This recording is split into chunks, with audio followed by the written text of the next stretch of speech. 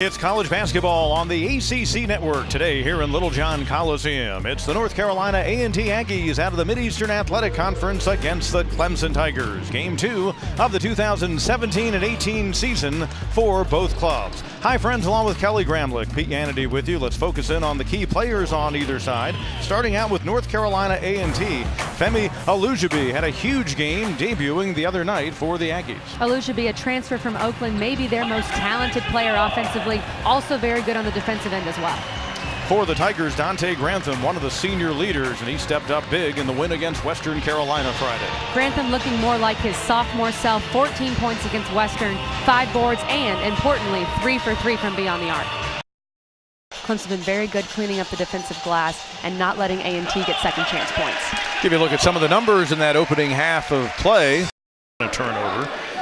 But they say that it was a kick by A.J. Oliver. And Oliver, one of those interesting newcomers for the Tigers. We see the play again. And freshman who sat out last season, played his high school ball at Daniel High right here in Clemson. Nearby, yes. And he came in January, kind of like what football players do now, to come in and get acclimated to college life. He is the son of the Clemson women's basketball coach who I played for my last year at Clemson. I've known A.J. since he was, I believe, 8th grade. And I'm telling you, that kid could shoot then. And he can still shoot now. A shooter, but he's also 6'6", long, and athletic. There's a shooter for North Carolina A&T, Malik Gans, draining the tray, and that is his first. Reed thought about it. Feed underneath. Grantham with a thunderous throwdown. Great pass from Marquise Reed. He looked off the defender, hit Grantham, and Grantham dunked that thing with authority. So Donte Grantham, who was cleaning up on the glass in the early stages of the opening half, has been cleaning up inside scoring-wise here in the early part of half number 2. We've talked about how good DeVoe has been this afternoon, and he has. But Grantham has also put together quite a complete game. He's shooting the ball well, and he's filling the stat sheet. That looked like DeVoe underneath, and a gentle finish by the freshman Amir Singh. Great pass from Gabe DeVoe. And one thing you love about this Clemson team that we've seen so far is they have at least 3 guys on the floor at all times, maybe 4, that can lead the break, that can start the break. And that allows you to score in transition and get out and run. And right now on the floor, Reed, DeVoe, or Mitchell can start that break and go make a play. It's another Saturday afternoon of basketball here on the ACC Network. Today in Littlejohn Coliseum, the Samford Bulldogs from the Southern Conference pay a visit to the Clemson Tigers. Hi friends, along with Kelly Gramlich, Pete Yanity with you. A Tigers team trying for an 8th win in 9 ball games this season against a Samford squad that has struggled so far against a tough schedule. Clemson off to a hot start, best start since 13-14. Samford injury issues, picked to finish second in the SoCon. Not exactly playing like that team so far. Let's focus in on some of the key players in our ball game today. Samford, a team missing their starting point guard Kristen Cunningham. We'll go more into that a little bit later on. But Justin Coleman, a transfer from Alabama, is another very good point guard for them. Coleman leads this team in assists, and like you said, Pete, transferred from Bama, has played against Clemson before in a Crimson Tide uniform.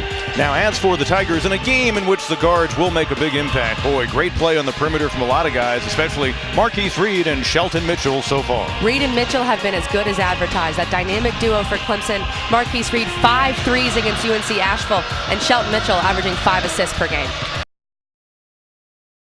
Kick for Reed. And Marquise draining the 3, 41% beyond the arc, comes into this ball game off 19 against Asheville, in which he was 5 out of 7 on 3-pointers. And Pete, that's the kind of 3 you want in a zone. Shelton Mitchell created an open shot for Marquise Reed, attacked the interior of the zone, and then found Reed for an open look. That's the kind of 3 Brownell wants. The Bulldogs have thrown a zone at Clemson. It's not worked out too well on the offensive end for the Tigers so far. They haven't. Clemson settled for 3s, Pete. I mean, 7 threes on 8 shot attempts is not how Clemson wants to play. I know the Tigers are better shooting the ball from 3 this year, but you got to attack the basket and go inside. And one way to remedy that zone is to rebound the ball, especially offensive rebounds. Clemson right now 2 boards on the game, and Samford already with 6. Tigers have to be better on the boards. Tigers. The reason why Samford's playing that zone, they're really packing it in.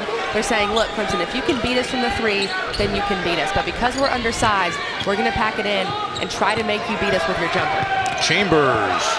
I think he probably got caught in between right there. Might have been better to take the shot. Tigers forced a turnover, looking to score for the first time in about 5 minutes on the game clock. Nice find by Sims, and Elijah Thomas, his first bucket of the game, and that's what they want to do. They want to feed the post. Exactly right. Got to look inside, and that time it came from a post-to-post pass. If the guards aren't going to look out for the post sure will, and that time Amir Sims hit Elijah Thomas for an easy 2. You referenced how this game was a little low scoring, and for Clemson the issue has been shooting the ball. They're only shooting 28.6% from the floor, but Samford shooting 45% from the floor. The issue for the Bulldogs, 9 turnovers. They're just not getting many good looks because they can't take care of the basketball. You know, it's pretty cold outside with the winter weather we've been having, and for some reason that is translated to the Tigers' free throw shooting so far, as Mark Donnell just missed for the second time in 7 attempts this year. He's now 5 out of 8 of the season. But look at the great hustle by A.J. Oliver. He's hung up there with his fellow freshman Nolan, and the arrow points Clemson's way. Big rebound from A.J. Oliver, making his presence known, rebounding inside. And like you said, Pete, very odd to see a Clemson team 4 of 10 from the free throw line. I don't know if someone left the door open or what's going on, but wow. Clemson has attempted 15 three-pointers so far in this game. That's absolutely unheard of, especially for a Coach Brownell team. But 15 threes so far. Again, kind of a lid on the basket from downtown for the Tigers. Why not, says Oliver again. Mitchell off the long rebound. Little step through, and Shelton Mitchell, a nice finish at the rack. And the Tigers back up by 5. Sometimes the best offense is to get that offensive board because a defense is not ready. You grab that offensive board and you can attack the basket right away. Shelton Mitchell saw the opening and did just that. Switching on defense, the Bulldogs. Ooh, trap, nice find. Grantham, and he gets the roll. Supposed to be a slam, and Tanda turns out to be a gentle hoop for Dante Grantham, and will go to the line. What a powerful move from Dante Grantham. He went up for the dunk. He got denied in some ways. There was a physical action at the basket, but he found a way to score and power that one home. A great block there from Sims. And then you see this pass from Clyde Trapp. Dante Grantham just attacking the defender. And look at that. Powerful move from the senior.